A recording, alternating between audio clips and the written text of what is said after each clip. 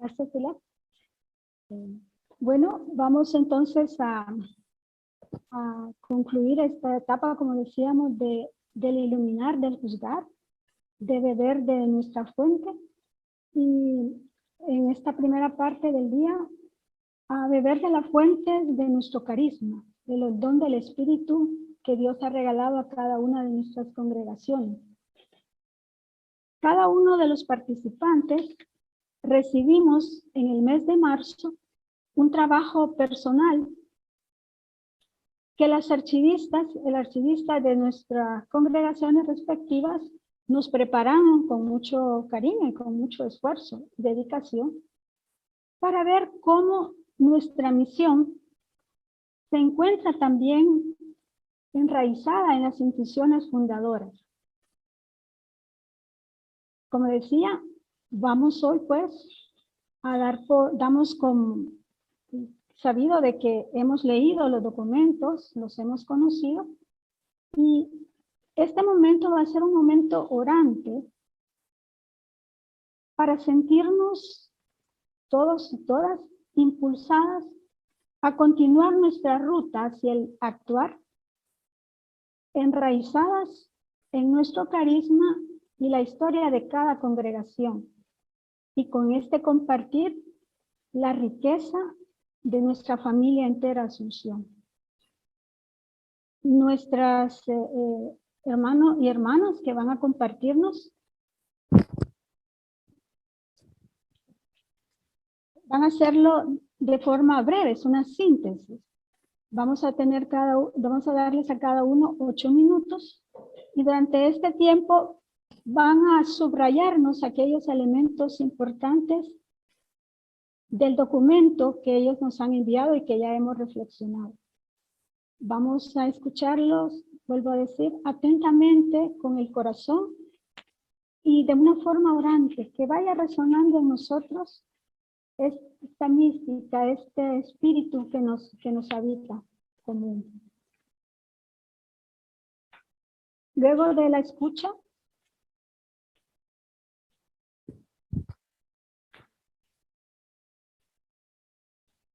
vamos a dar un momento para hacer arreglo de la traducción. Mientras tanto, pueden ir entrando los hermanos y hermanas que van entrando a la sala. Pour la traduction en espagnol, de l'espagnol à français, qui prendra le relais, c'est Andrés. Merci.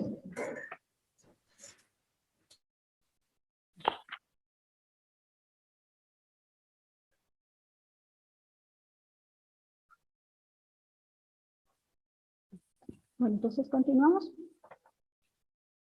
Decía que después de esta escucha vamos a tener un momento de trabajo personal en silencio. Y cada uno personalmente toma nota de aquellos elementos que le han tocado. Entonces vamos pues a escuchar.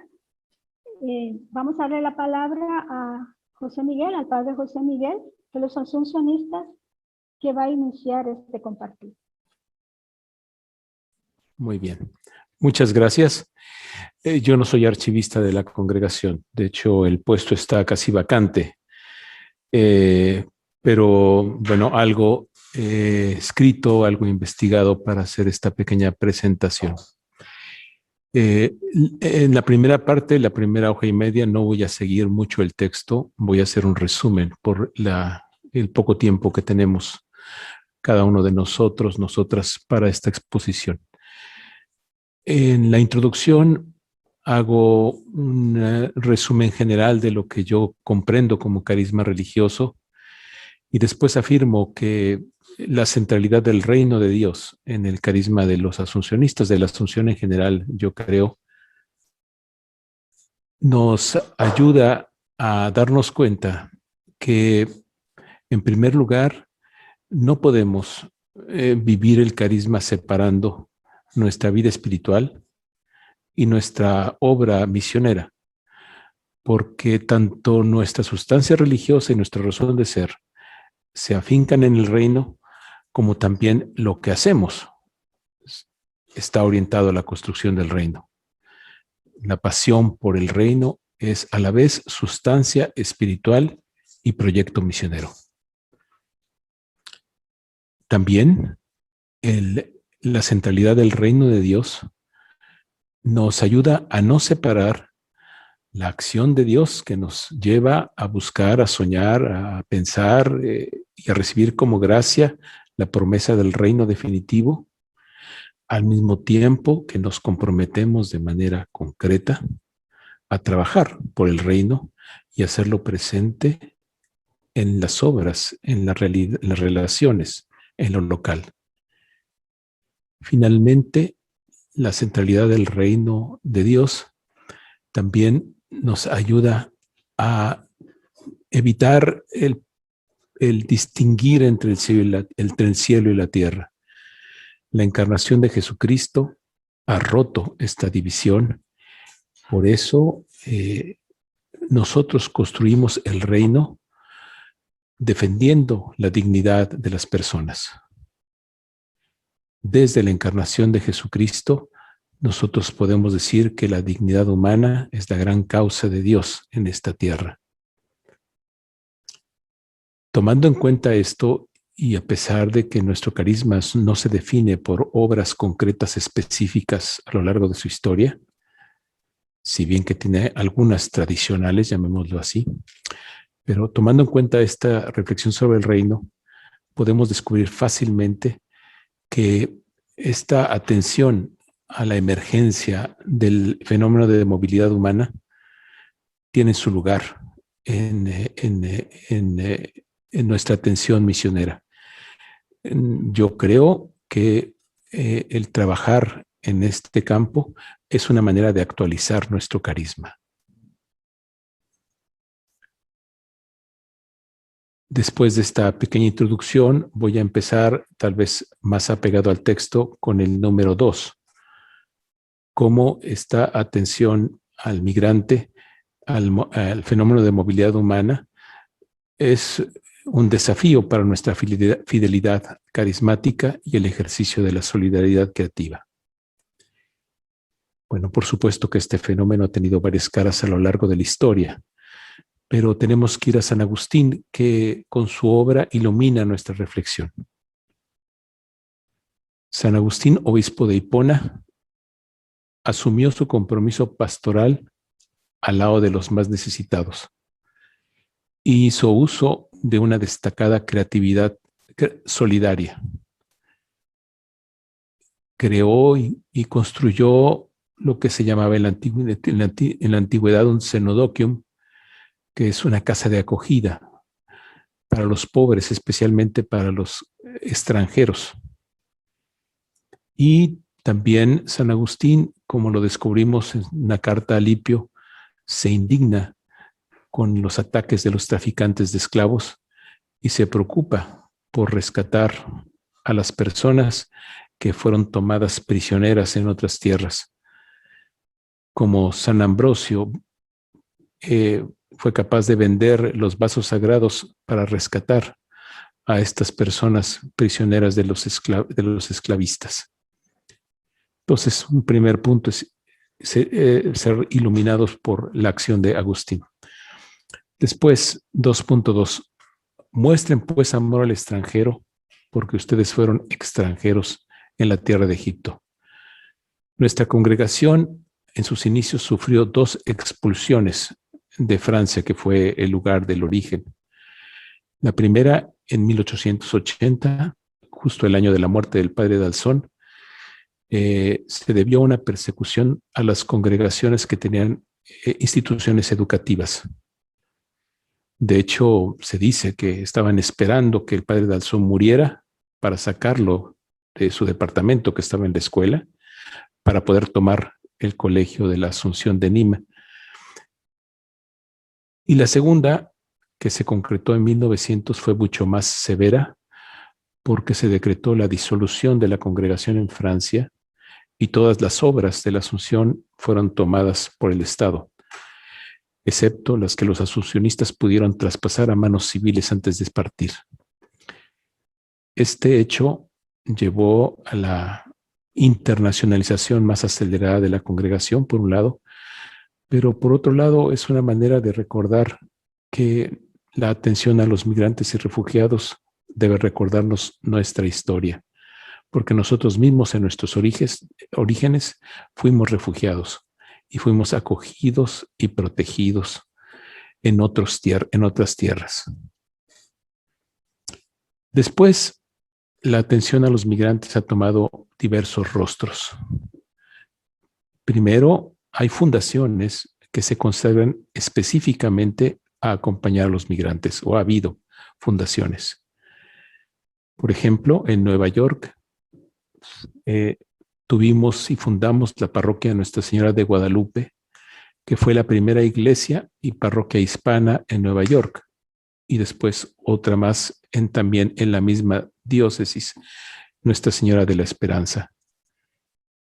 La fundación de nuestros trabajos en Estados Unidos tuvieron un componente en sus orígenes del acompañamiento de los migrantes franco-canadienses que descendieron a Estados Unidos a trabajar, a buscar trabajo, a buscar una mejor vida. Después, la comunidad de Conflans-Saint-Honoré, la Barcaza Yeser, la Peniche, fue fundada para atender a los pobres y a los marginados. Y desde hace casi 20 años atiende también a migrantes, especialmente sin papeles. La obra Acompañé en Bélgica, en Bruselas, fue fundada para ayudar y defender a los migrantes, acompañándolos en sus contactos con las diversas instancias de gobierno y de salud. Finalmente, hace poco tiempo, se fundó una nueva comunidad en El Paso, Texas, a unos cuantos metros de la frontera entre Estados Unidos y México, y nace con la misión explícita de acompañar y defender a los migrantes y refugiados. Una segunda manera de encarnar esta preocupación en nuestro carisma es a partir de acciones proféticas de unos pocos que después han sido acogidas por la congregación. El caso más significativo que hemos conocido es el del padre Arthur Hervé, que primero fundó esta obra en la Peniche Yeser y después atendió de manera incansable a los migrantes gitanos que venían de la Rumanía, específicamente en su inserción en Lille. El padre Arthur Hervé fue famoso por su entrega a los pobres y a los necesitados y por la creación de organizaciones que involucraban un gran número de voluntarios y un gran número de congregaciones religiosas. De algún modo, sus obras siguen funcionando hoy. Otra manera en la que personalmente pienso que se ha vivido en los desplazados, sobre todo nuestro compromiso carismático, es en el atreverse a permanecer y compartir la suerte de las víctimas, llegando incluso a ofrecer la propia vida. La miseria o la violencia ha llevado a muchos a migrar y a desplazarse dejando su tierra. El movimiento humano hacia las zonas urbanas en búsqueda de mejores oportunidades de vida o simplemente en búsqueda de seguridad han marcado muchas de nuestras inserciones. Por ejemplo, en Argentina, nuestra comunidad de formación fue atacada por elementos del gobierno en el tiempo de la Guerra Sucia. Y dos de nuestros hermanos, Carlos Antonio Di Pietro y Raúl Eduardo Rodríguez, fueron secuestrados y asesinados después de ser torturados por la dictadura militar. Y su pecado fue permanecer con estos desplazados que llegaban a la gran ciudad, en los barrios periféricos de la ciudad. En una circunstancia similar, de barrios de desplazados, el padre belga Daniel Gillard, fue ametrallado y finalmente muerto en un control militar en Colombia. Y más recientemente en el Congo, en la zona de Nord Kivu, 3 de nuestros hermanos, Jean-Pierre Dulani, Anselmo Asikundi, Edmond Omtute, fueron secuestrados y desaparecidos por permanecer con el pueblo amenazado por la violencia. Y también nuestro hermano Vicente Machosi, que fue asesinado al tratar de poner en relieve las víctimas de esta violencia que ha afectado tanto esta parte del planeta, de nuestro planeta. Otra manera en la que encaramos este desafío de atender la movilidad humana ha sido consecuencia de la internacionalización de nuestras comunidades, porque algunos hermanos misioneros que comparten la vida y la misión en diferentes países de la geografía asuncionista se ven confrontados con la realidad de los migrantes de su propio país o de su propia región y buscan la manera de atenderlos con el apoyo de sus comunidades. Y hay muchos ejemplos de ello. Por ejemplo, la atención a la comunidad filipina en Nueva Inglaterra, en Estados Unidos. En Europa, atención a migrantes vietnamitas y africanos. En Corea del Sur, especialmente migrantes vietnamitas en Corea, en Rusia, en Grecia, en Turquía. Esto va conformando parte de nuestra misión a partir de la situación de las diversas comunidades. Y finalmente, podría decir que también hay comunidades que poco a poco asumen como parte de su identidad misionera la misión con los migrantes, independientemente de quién sea el que esté ahí presente, independientemente de la nacionalidad de los que estén ahí. Esto ha pasado en Florencia, por ejemplo, con la atención a la comunidad latinoamericana. Y para concluir, en Calov, en Filipinas, que han atendido a los desplazados por causa de los fenómenos climáticos, los tifones. Puedo decir que el carisma de nuestra congregación no se define en función de la atención a los migrantes y refugiados. Sin embargo, este apostolado ha estado y está todavía bien presente en la vida de la congregación. Y que estas ideas compartidas despierten nuestra vocación a la solidaridad eficaz y creativa. Que el Espíritu nos guíe y acompañe. Muchas gracias, José Miguel, por este compartir. Dejamos unos segundos de silencio mientras la hermana María José de las Hermanitas de la Asunción se prepara para compartir con nosotros.